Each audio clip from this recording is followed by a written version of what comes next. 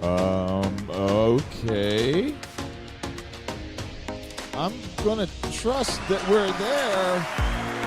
Ladies and gentlemen, welcome to the Evan and Aaron Show presents the Red and the Blue Soccer Chat. I should sound a lot happier than I am right now, but the way our teams are playing, we're just happy to be here, ladies and gentlemen. How are you guys doing? I hope you guys are doing well. I like your kit tonight, Aaron. Thank you. That's nice. I thought it was appropriate given what occurred today. Was a very excellent match to watch. I'm not a fan of the Saudi royal family owning this football club. Sure. I got this shirt back in '98, and they were still a sellout club then, but still. Yeah, kind of fun game to watch. I believe a goal was scored, at least one goal was scored in every Champions League match today. Oh, okay. Really, some good games over the last 2 days as well, depending on where your allegiances lie. But good stuff to watch. How are you doing, man? How you doing? It seems like it's been a minute since we've been on here. I know, but it's only been a couple weeks. It seems like exactly forever. 2 weeks. Yeah. Seems like forever, man. It seems does. like forever. It does. Ladies and gentlemen, once again, thank you so much for joining the show. This is Evan, representing the Blues from Chelsea. My man Aaron representing the Red Devils of Manchester United. We talk about football on this show. We talk about other things on this show. But my God, it is a strange time in EPL land for, I think, both teams right now. Yeah. I just don't know where to start. You tell me. You get to choose. Where are we starting today? I think we're going to go with no. Wow. That's all they deserve right now. Wow. Oh, my God. Okay. Yeah, this team is confounding right now because they have managed in a matter of just about 6 weeks to have scalped Manchester City. Yep. Lost to Spurs 4-3 in a barn burner. Then proceeded to lose to Bournemouth, Wolves, and Newcastle, 3 in a row. Yep. Before facing a Liverpool squad that they played very evenly with, in my opinion. That was a hell of a match. Hell of a match, man. Followed that up with really probably their performance of the year against Arsenal. Maybe City's the performance of the year. I thought for long stretches City looked in control of that match, but Arsenal played a man down for about an hour because Dalot got sent off in the 60th minute, and obviously it went to extra time and penalties. That's hard work, man, for that long. And I got to be honest, my thinking was, okay, they've showed great heart. They've actually played very, very well with 10 men. They've continued to attack and try to find a goal. But I thought once it went to extra time, legs are going to go. You're a man down. I don't care who you bring on, really, at this point. You're going to find yourself just caught short a little bit against an Arsenal side that, they would have been deserved winners of that match as well. Sure.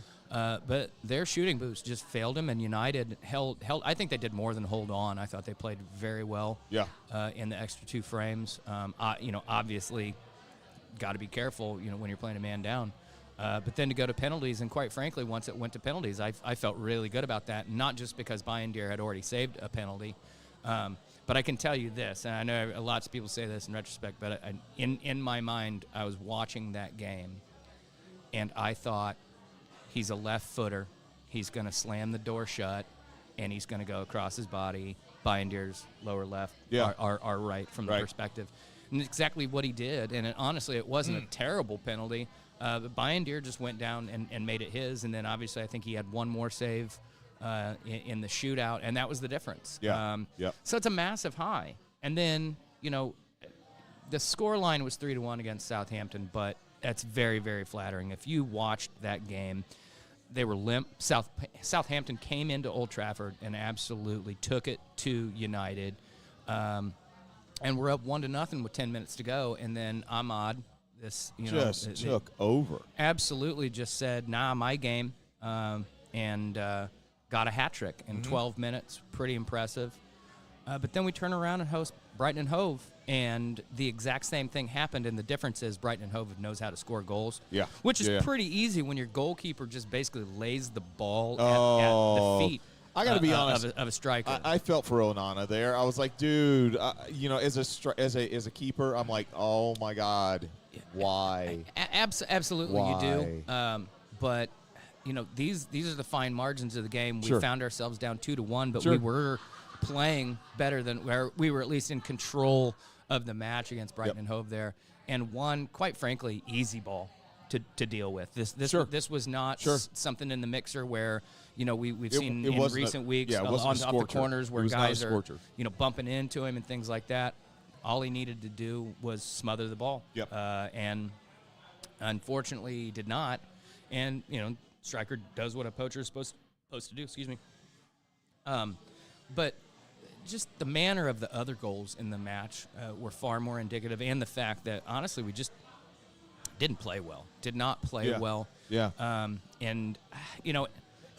Amorim, I believe, was joking. He doesn't speak very good English, but I think he was joking when he kind of made the crack about, this is the worst Man United team ever, considering we've been relegated before. That's clearly not the case. Right. So I think he was kind of making a point about, the doom and gloom of media and how quickly things can change, this roller coaster ride of things. But the reality is, I think he's beginning to realize the magnitude of what he needs to do. And, in my opinion, he's saying all the right things about taking responsibility. It sounded like he threw an absolute fit at the team. Sure. For both games, from what it sounds, but definitely with Brighton and Hove. It just wasn't good enough. This was not a match where you look at it and you go, oh, they're struggling with the patterns of play and what Amorim wants to implement. I mean, these were just boneheaded plays from a team that at this point should know better, and were very limp on the counterattack, very limp in trying to put something together. So the entirety of it was disappointing to watch. And now, we've got Rangers tomorrow at home. They are second, a distant second in the Scottish Premier League to Celtic. Who won today. Yep. After putting the ball in the net multiple times, they finally got one to actually count. Imagine that. And it was an own goal at that. Jeez. But we've got Rangers tomorrow, and I think it's going to be interesting to see how we come out and attempt to play against them. And then, quite frankly, nobody wants to be playing Fulham right now. They're I believe in the table they are sixth. Are they sixth? Fifth? No, they've dropped a little bit. They've dropped to 10th, but to me, they occupy the same kind of place as Bournemouth's above them now, actually. Yeah. But Wolves even at 17th. Some of these teams you just don't really want to play against. Palace is playing hot right now. But that said, I mean, Southampton are the worst team in the league by far, and we looked terrible against them. So, Amorim's got to figure something out. I know he doesn't want to change his system just to appease or play to the players that we have. Sure. And I appreciate that, but he's right. We're going to suffer because of it. We're going to suffer for the guys who can't do it. And, we were, I think, in okay place in the Europa League. I'm not going to look it up right now. But we've got Rangers, then we've got Fulham, and then we turn around and play Steaua Bucharest away. That's not easy. Not exactly where you want to be going in the middle of winter away to play a match that you probably need to get points from. Yep. Palace, questionable. Leicester City should be beatable. Spurs on their current form, who knows? I mean, honestly, that's the guess who shows up game. Yeah. Because for Spurs and Manchester United, one day they can play somebody off the park, and the other absolutely get themselves played off. Yep. Everton, Moyes is back, and he had him looking good at the weekend. Yep. And then we turn around and play Ipswich again, who caused us problems previously. Yeah. So, this is going to be tough. It's going to be tough to be a fan right now. And, I go back to it. This is what being a fan is. It's very easy when your team's winning. And Amorim is this is legit work in progress. You're watching it happen in real time. Sure. And there's going to be 2 steps forward, maybe 2 steps back, 3 steps forward, 1 step back, 2 steps forward, 3 steps back. Sure. I mean, Ultimately, I don't see us gaining a lot of position in the table over the next month. I'd love to, but I think we're going to win some games. We're going to lose some games, and it's just not going to be fun. It really isn't. Yeah, no, I get it. I did. Can you go back to the results just real quick? Because it's a point I wanted to make here. We've been making this point, I think, for the past couple of months. There it is. There it is. We have new technology here. Hey, there you go, guys. In December, let's see, 9. Scroll up. Perfect. 13 matches. Yeah. In a month and a half. It's brutal.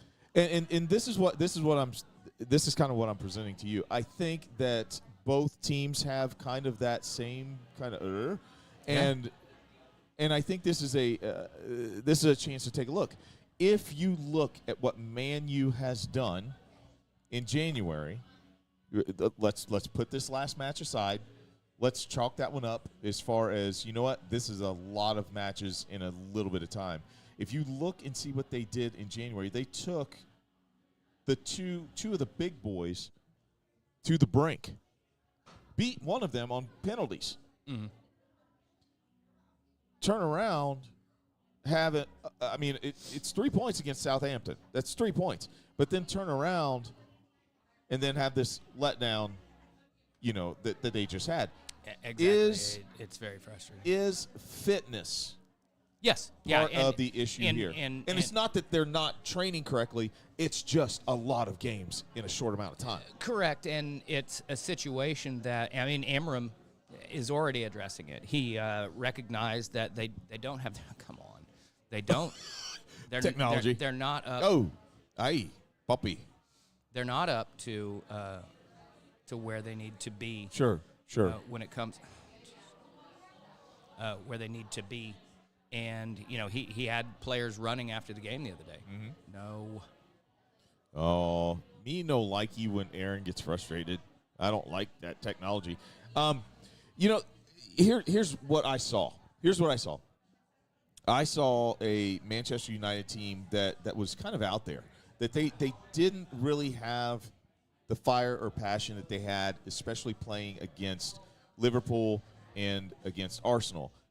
Is part of the problem rising to the occasion and sometimes just playing down to the opponent, or could that be it? I think there's a bit of it. I think it's like it doesn't matter really much a lot when you get IU playing Purdue.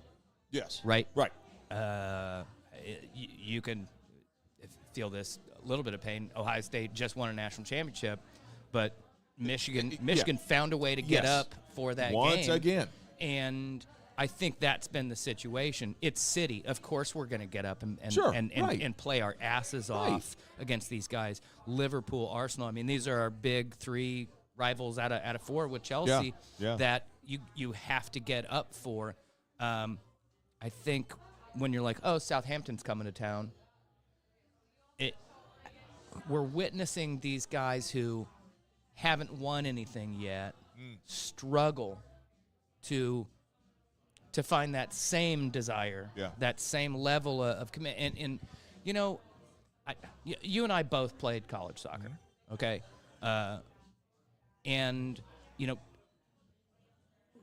we played with guys day in, day out. Yep. And you could sense momentum building one way or the other, right? Oh, man, things are clicking. You find a guy in practice that you're like, okay, I really gel with this guy. We're getting 1-2s. If I get the ball, to run into behind. If I see where your positioning is, I'm going to make this movement here, that kind of stuff.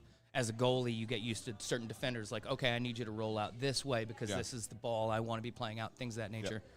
And then there are days, you can be in the midst of that, and for whatever reason, show up and nothing goes right. Wow. And it's hard to explain. The casual fan and douchey fans, in my opinion, are like, oh, they don't care. bullshit. These guys care. Mm-hmm. These guys care to Yes. win. All this paycheck stuff, you can criticize certain guys. You can say, you can look at a Vince Carter who every time he was in a contract year, he's going to play his mind out, get that contract, and next season his stats aren't quite as high. All right, there is some truth to that. But these are professional football players with ego, with desire They and want to passion. be good. And they desperately want to be good. Yes. So the days where it's just not working are all the more frustrating. And, when you've been in the trenches enough together and gel as a club, that's what Fergie time was. Yeah. Was a team that never said die. That mentality up until very recently, and I think they still possess it to a certain extent. City embodies that. I agree. I agree. And I'll use this example. Arsenal are one of the best teams around. Sure. They really truly props. are. Absolutely. I have criticisms of them, but as a football team, they're incredible. Yes. But till you've won it, it's so difficult for some teams to, when they get down, make it happen. And it's kind of in their DNA. We talk about that's so Spursy and that's so RC, that kind of thing. There's some truth to that aspect. And I think that we're just seeing it right now with United, that they need some things to go their way. Then it'd be nice to get a trophy this year, a Europa, an FA Cup, something to hang their hat on that these guys can feel good about. And they should have from last year, because they won the FA Cup last year when they probably really shouldn't have. So there's, if it were easy, all of us would be doing Everybody would be doing it. Yeah. But it's not. No, it's not easy. I think that's a great segue. Yeah. I mean, I think it is.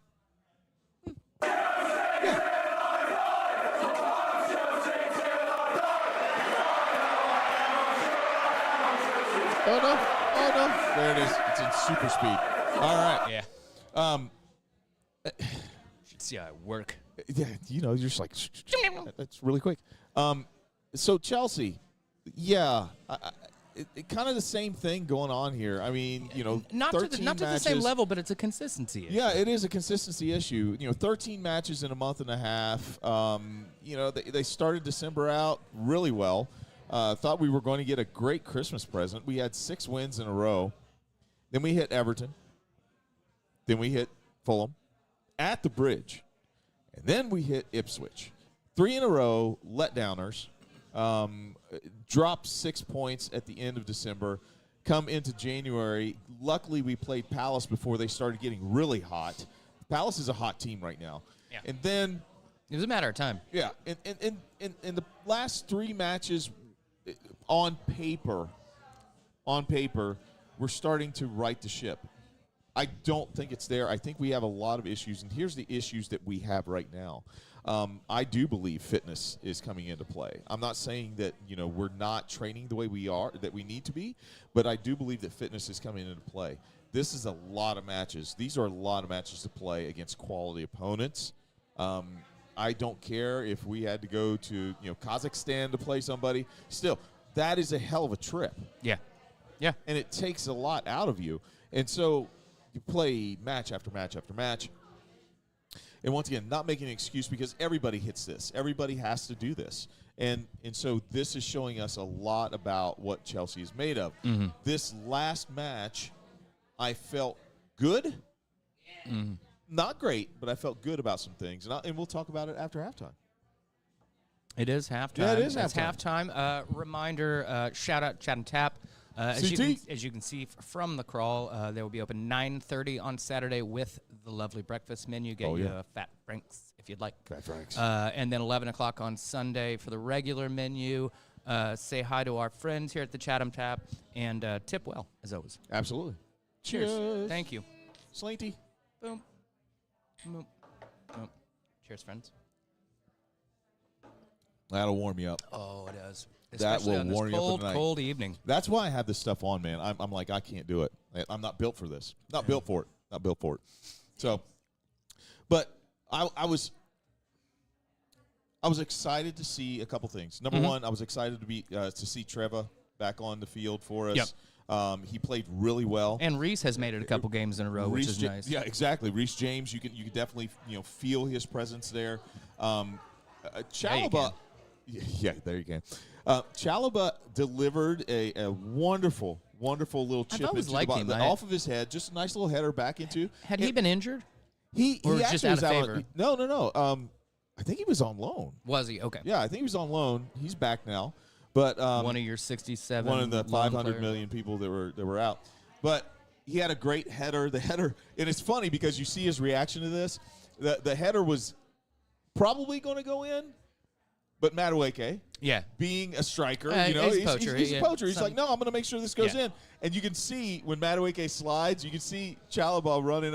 He's running up with this big smile, and he just embraces him. And I think he says, "Bro, that was mine." Yeah, it's like, hey, bro, that was mine. I mean, hey, goals are a premium for a defender. Exactly. You want them all, but you also want that ball across the line. And that's exactly it. So it was good because I started to see. I saw the guys playing, and they were happy. They were playing with smiles. That is something I've noticed about Chelsea of late. Yeah. Is that they do seem to be enjoying themselves, which bodes well. They've got that just little spark back. Cucurella actually scored a really nice goal. He's really upped his attack this season. I have to give credit where it's due. Maresca. It's all Maresca, letting him feel free to move up and to move forward. It's almost as if it's somewhat Ted Lasso-ish. That whole, hey, if you feel it, go ahead and move up and things like that. And you saw his movement. He called for the ball. And I was like, oh, my God. And literally just well, that's a player's grown in confidence. And I think, I don't know the Spanish national team lineup, in and out. I don't know who all would have potentially been available. But one, if you'd have told me Marc Cucurella was Spanish a year and a half ago, I'm not sure. I'd been like, okay, I guess, sure. Okay. But two, that he was really a starting left back for what would go on to be a European Cup winning or, a Euro winning side. And that's not a slight. It's just what it means to play at that level is important. Right. And you know what? He stepped in. He took his opportunity with Spain, and I think he has carried that into this season. Hey, I just won a Euro with Spain, and I was a starter, and I looked pretty good. Aside from the non-handball. Sure, right. But that's not his fault that it doesn't get called. I mean, whatever. It's part of the game. You don't blame the player when there's a missed call. Right. But he's really carried that into the season, and I think he said, oh, well, you know what? If I'm good enough to be the starting left back for Spain and win a European title, I'm clearly going to ball out at Chelsea. And Maresca has obviously given him license to get forward more. I think Chilwell being out of favor. I know everybody talks about competition and stuff like that, but I think Cucurella says, this is my position Exactly. now. This is mine, and now that it's mine, I'm going to show you what else I can do. And that's what I love about that, is that he has claimed his position on his team. I feel the same way about Malo Gusto. He didn't start on Monday, but he's there, and I love what I see. Here's the guy that honestly is probably the most consistent in our defense right now, and I would not be surprised. I saw this, and I'm definitely stealing this. I think it was Robbie Earl that said this. I am also so impressed with Moises Caicedo and his play. He's improved. over this stint, over this time. When you look at the goals that we've given up, we have not given up more than 3 goals, and that was to Tottenham back on the 8th, and we beat them. And so, anyway, it's getting physical. Costa Rica and the U.S. Diego Luna just caught a stray bow. It is getting physical. We'll talk about that here. I don't think it was intentional. No.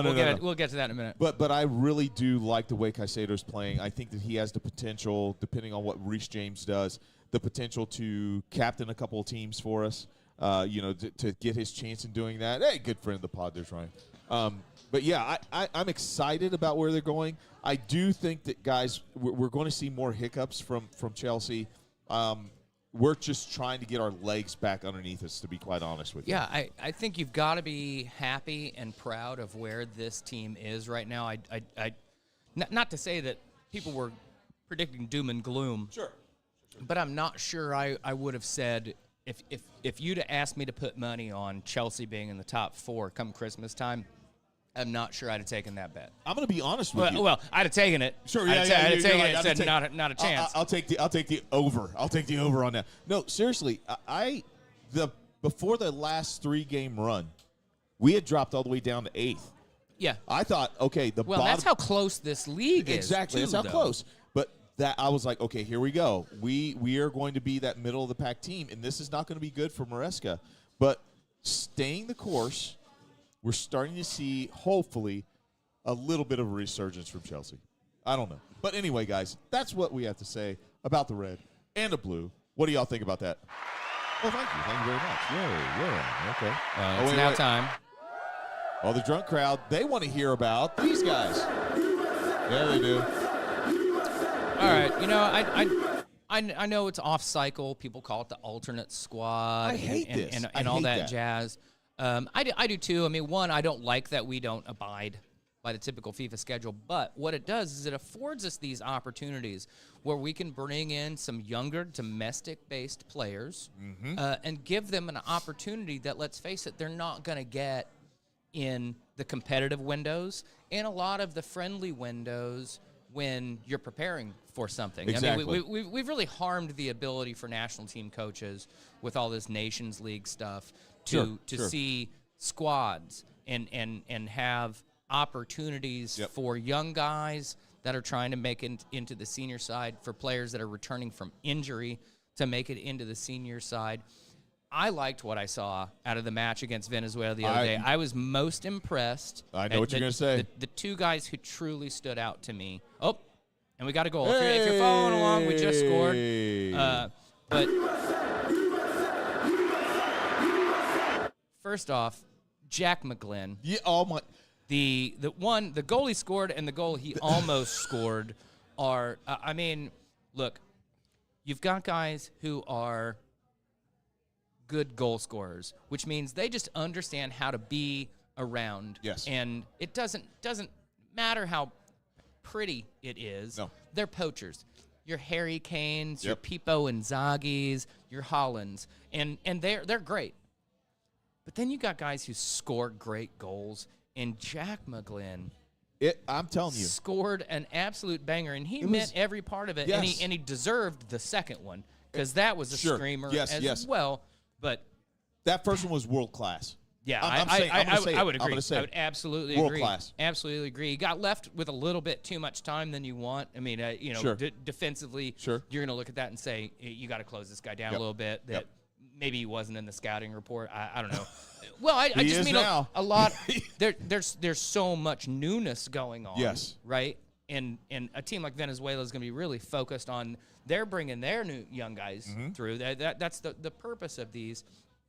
But Patrick Agyeman, oh my goodness, could have had multiple. Probably, goals. I was going to say 2 or 3, couldn't he? He is massive. And we've got another breakaway. I honestly, I would like to see Agyeman standing next to Josie Altidore or an Iguchi on Yewu for size purposes. They say he's 6'2". They showed him standing next to some guys who are that big, and he's clearly bigger than that. He is broad. He is a thick dude. Yes. And he played with a nice composure that I liked.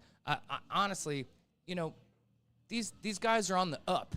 These guys are preparing for an MLS season, and what their goal is a year from now, 2 years from now, to be playing for a Borussia Dortmund or a Feyenoord or maybe even a Bayern Munich like we've had other players go to. Yep. That's what we're trying to do here. I think there's absolute value in these games. I have no issue with it. I really like what Pac has had about these guys. I was going to ask you about the skipper. He was he did not like them being referred to as alternate squad. Right. And I like it. We're up 1-0 now against Costa Rica, who probably didn't bring their top squad. Forgive me for not knowing. everybody who could possibly be come on now. available. We do need an intern, for guys. these. We do. need an intern. But I mean, we're looking at this. I read an article today that said Diego Luna got overlooked by several teams because they thought he was overweight, and his training staff had to reach out to teams and be like, "You don't understand. He's just built differently. He's got a gigantic barrel chest. He's built. I mean, he's a pit bull. He's an absolute pit bull. Yep. It would appear he just got his nose broken, and they set it on the sideline, and he just went back into the game. He's not wearing a mask, so if he gets hit again, that shit's going to hurt. He may have actually set up the goal because I'm looking at it. I'm like, I think you're right. I don't know there's too many other bleach blonde dudes on the field that look like Messi's half-brother. I mean... He's the American equivalent of Wayne Rooney there. He is. Look at this dude. He's built him, man. He's got half a tampon in each nose. That is USA if I ever saw it, man. That is the grit that you want to see from our boys. And look,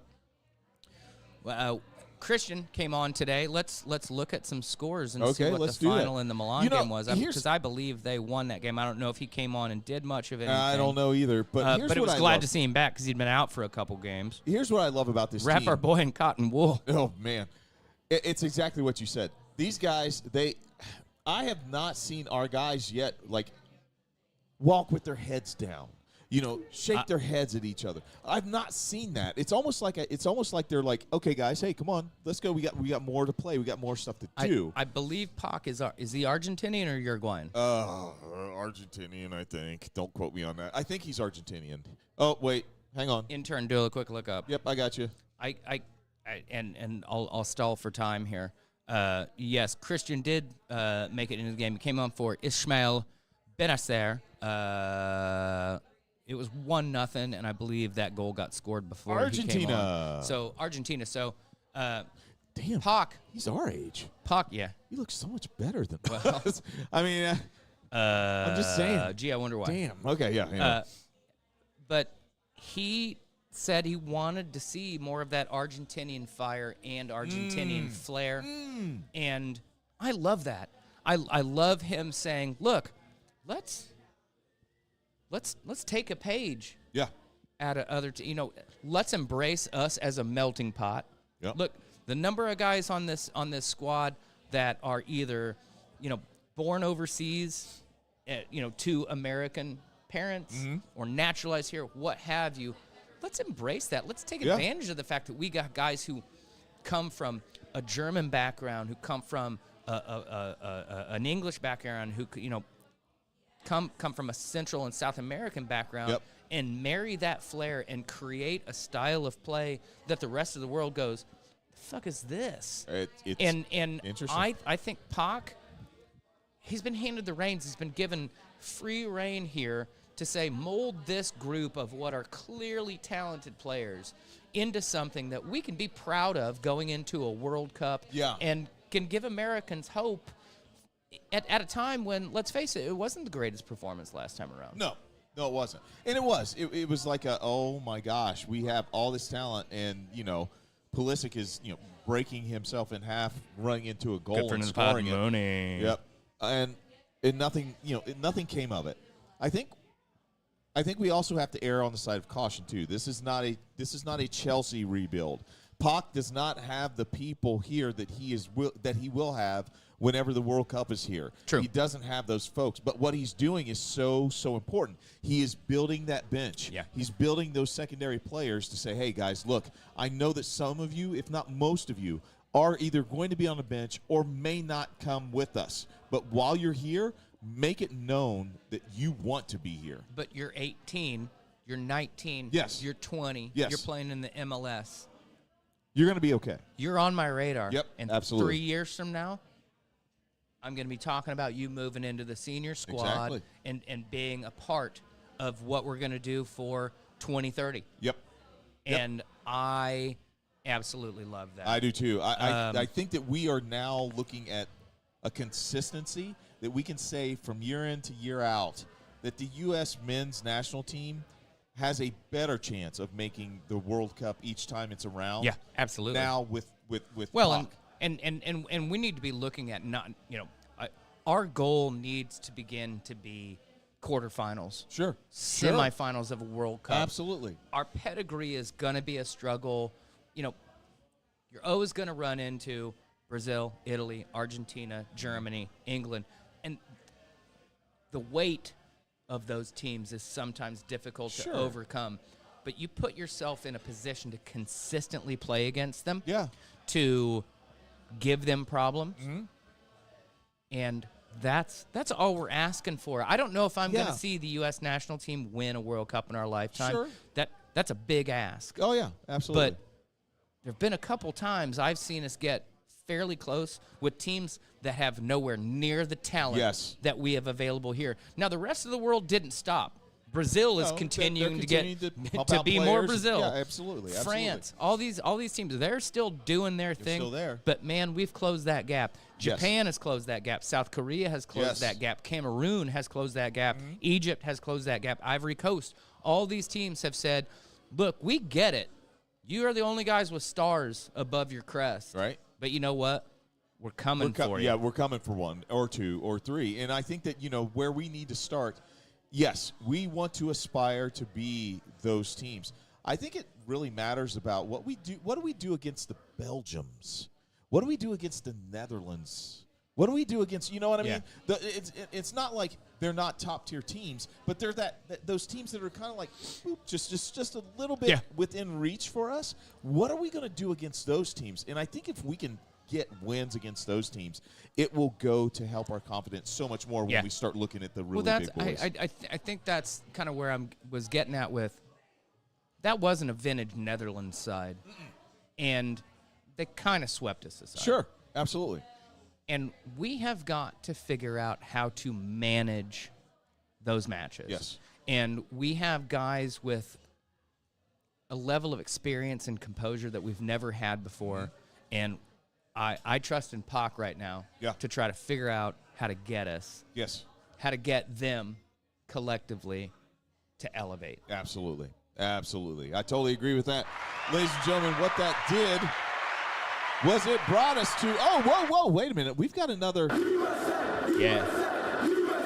Yes, I read this today, and I was so excited because. Is it done, or is it just a rumor? It is. Because you're already winning the league right now. I know. I think this is almost, I'm going to say almost a done deal. This is huge. Naomi Girma, who has emerged as just one of the most solid players, I'm going to say it, in the world, certainly for the United States. Absolute rock of a defender, completely integral to what we accomplished in this last year. And she's supposedly going to Chelsea, who are already dominating the Women's Premier League. That's huge. What's the money? Any idea? She's going to get paid, dude. Okay. She's got to get paid. I'm so loving. Yes. I'm so loving this. And I'm excited, so excited for the future of women's soccer and, of course, women's sports in general. Obviously, we got our homegrown girl, Caitlin. Oh, yeah. She's Midwest, and she now belongs to us with the Fever. She's ours. Yeah, she's ours. ours. I'm sorry. She's ours. Sorry. I don't know. Taylor might be like, hey, come on with me. Come on, that's fine. We'll bring Taylor. Let's go. Hey, imagine what it's going to be like when Taylor Swift walks in. Shows up to a Fever game. Conseco Fieldhouse. Oh, my gosh, to watch a Fever game. There you go. That's going to be awesome. Travis Kelce and Taylor Swift coming to town. They will. You know it. I know, because they're good buddies. They're good pals, man. And you know what? I want Jason to be there, and I'm going to get drunk with Jason Kelce. Oh, there you go. I'm doing it. I'm doing it. As soon as I see that's happening, I'm like, I'm in the house, and me and Jason are going to chug some beers. That sounds good. But, yes, Naomi Girma, and we said this before, especially after that performance that the women's team had, she was the linchpin for that defense next to the newest crowned female soccer player of the year. Alyssa. After she just retired, our wonderful keeper, Alyssa Nair. You can't cap off a career better than winning the Olympics. Yeah. And then getting named U.S. Soccer Female Player of the Year. That's just that to me. Just signing off, and also glove drop. Absolute glove drop, and handing over the reins to Emma has brought in a nice mixed group for the January camp, which is going to be a preview of the She Believes Cup. I would imagine we're going to see Trinity and a few others that didn't make it in because of various reasons. But, I mean, you know, this time a year ago, people had some doom and gloom about what was going on with the U.S. women's national team and Vlatko and all that stuff. And Emma has shown up and just said, you know what, me and Pac got this. Yeah, we got this. Did you see the women? So the U.S. women's national team and the U.S. beach soccer team were at the men's game the other night and had that. They were all sitting together. Oh, wow. Yeah, and then they showed a picture of the women and the men had a joint training session the day before, and Pac and Emma are just palling about because they're Chelsea pals. Yeah. Right? So, I mean, I'm loving this. I'd love to see a good 6 years of this in a row of these two. Absolutely. Because I think they'll feed off each other. I think so, too. I think that the energy that both managers have. Emma comes in with that quiet confidence. She's like, look, there's no reason to panic because she knew coming in what kind of talent that we had and what kind of talent we had in the pipeline. Yep. I think Pac comes in with exactly what he said that he wants to see in his team, that Argentinian kind of flair. Just that kind of like you walk on the field and you know that, hey, there are going to be goals scored tonight, and most of them are going to be from us. We may concede one or two, but that's okay because we're going to score more than you. Yeah. And I think he has that. He just has that kind of moxie that the men's team needed. Emma has that just confidence that just continues the great, just wonderful pedigree that our women's team has and takes it to another level. I think that's it. Both managers take both teams to a different level than we've seen before. I would agree with that. I think that's it. Yep. So, ladies and gentlemen, what that does is brings us to our Hey Aaron segment for the show. I know I've got a doozy for you. You know when I break out the paper. Yes. I've been doing something. Actually, this is I have to credit Mrs. Blue. All right. She kind of helped me with this. All right. Because ladies and gentlemen, if you've watched our podcast, you know that we are quite opinionated about things. And this week in the United States, you know, I mean, you know, we've had a shift in power, and I wanted to kind of do something fun with that. And so, ladies and gentlemen, I am here to pronounce that President Trump is no longer President Trump for the next 5 to 6 to 7 minutes because allow me to introduce to you President-elect Aaron Gordon for the United States. Yeah, that too. And I say that because you are going to choose certain cabinet positions and fill them with either footballers or managers. Oh. When I give you the description of them. Okay. All right. So, Mr. President. All right. You are going to have to fill the Department of Defense. Now, the Department of Defense, it's pretty self-explanatory. They're in charge of our military. They're in charge of making sure that we are secure militarily. Who would you put in charge, a footballer or a manager, present or past? Who would you choose for your Department of Defense? Well, first off, not someone who's been openly accused of assaulting his wife. I'm going to say...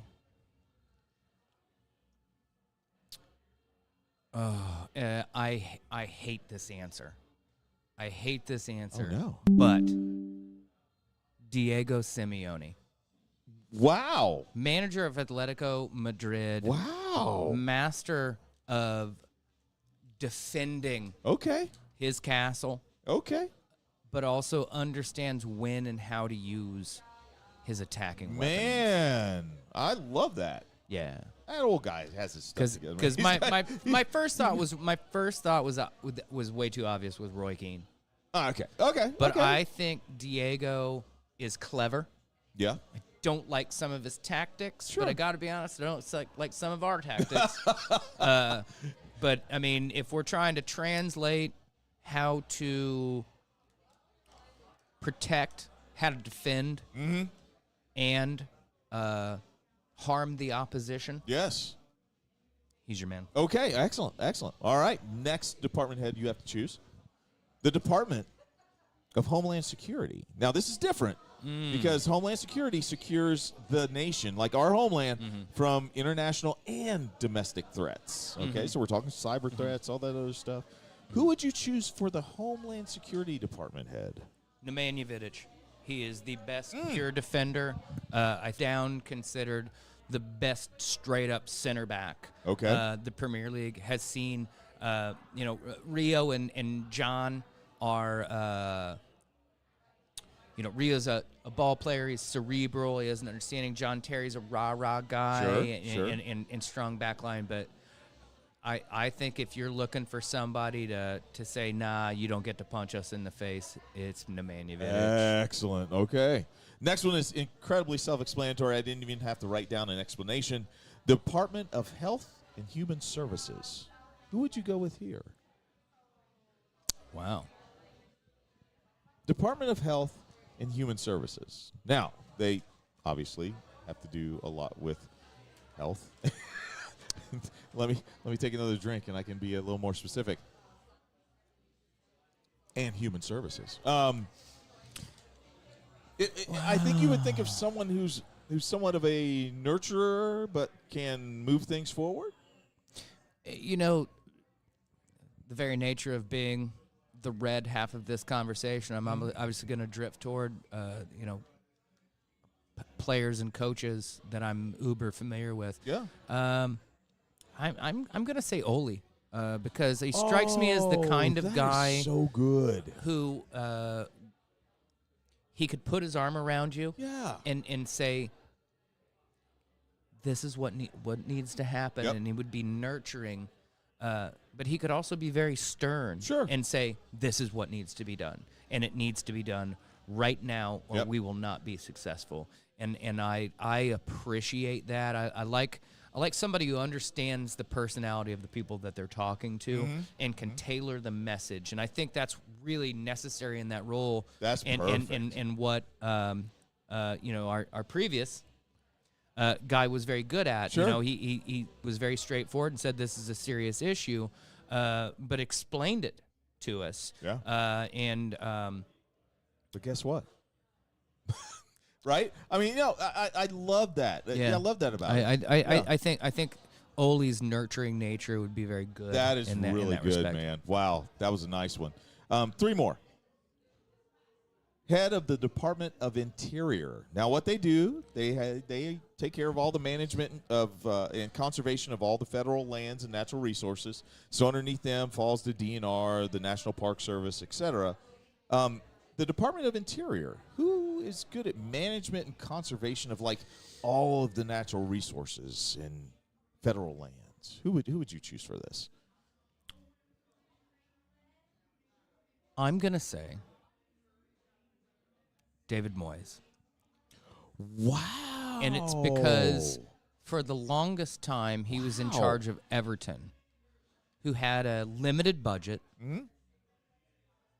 So he had to understand the frugality and limitations of the role. If you had an unlimited budget, you can do whatever you want. Everton didn't have that. West Ham did not have that. He certainly wasn't handed the full faith and power of. Are we frozen? Oh no! Let me see if I can still hear us. Not sure what's going on. We're still talking on YouTube. No, so I mean it's still going. So we're just frozen. Right. That's okay. We'll just allow that to keep happen going. there. Yeah. I think Moyes. I think he has an understanding of what it takes to operate. There we go. On a budget and to utilize the resources that are available to him in the best possible way. Okay. Excellent. 2 more. The Department of Energy. They oversee the U.S.'s energy policy and production. And this involves nuclear weapons, my friend. So who would you put in charge of your Department of Energy? Cristiano Ronaldo.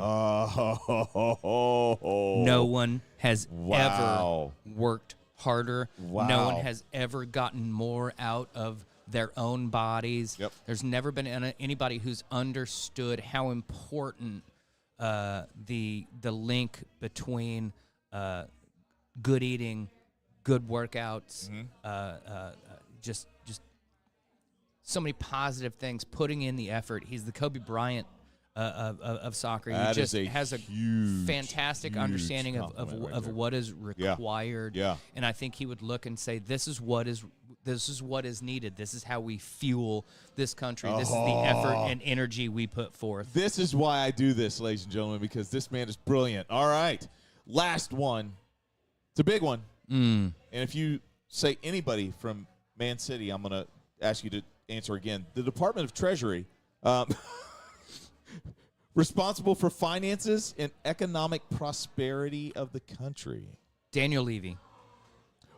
Really? For Tottenham. He's one of the Wow. most frugal Okay. general Okay. managers, or I'm not sure what his exact role or title is at Tottenham, but this man understands the transfer market. He does a great job of getting maximum value. He understands how to hold out. He understands how to play chicken with people.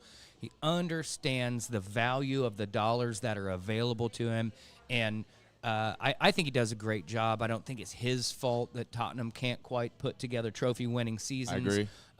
But he manages to get really fantastic players. Yeah. The only other person I would say is whoever is in charge of Juventus at any given point in time, but they're probably under investigation for fraud. Ladies and gentlemen, that was the Hey Aaron segment. That I had fun with that. That was awesome, dude. That was nice. Really, really I good. really enjoyed that. That's good. That's good. Ladies and gentlemen, thank you so much for joining us tonight. We are now to our final segment. It is the Aaron's Final Thoughts segment, and that is an interesting phrase. It's like, meh. Guys, listen, thank you so much for joining us. We love you all and really appreciate all your support. So please, during this week, get out to watch some footy, stay warm, and don't forget to come visit your friends up at Chatham Tap Fishers. You'll probably see us around here sometime. Indeed. And we love you. So, Aaron, your final thoughts, my friend. What do you got for us? We're going to make the gram. Take it away. It's been an interesting week. Going to limit some overtly political stuff. That's probably good. I will say that there's reason for concern. There's legitimate reason for concern, and I think we just need to be vigilant. We need to let things unfold, and not panic at everything. Not everything is the worst idea that you've ever heard. You have, as they say, you got to pick your battles. There are plenty of initiatives that we should be in favor of. It's the manner in which they're going to be implemented. We're not dealing with somebody who understands how to use a model knife. They're going to take a broadsword to things. Broad tip Sharpie. Yes. And I can't offer much